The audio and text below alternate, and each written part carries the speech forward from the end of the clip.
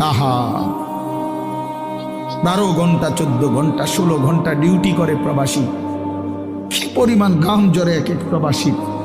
প্রতিটা টাকার মধ্যে, প্রতিটা দিনার দিরহামের মধ্যে, প্রতিটা রিয়ালের মধ্যে ঘামে ভিজা, ঘামে ভিজা।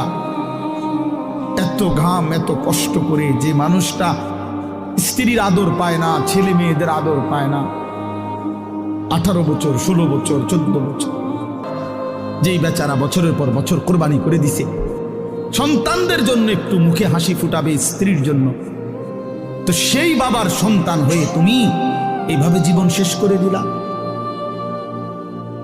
এটা ইনসাফ হলো ভাইয়া?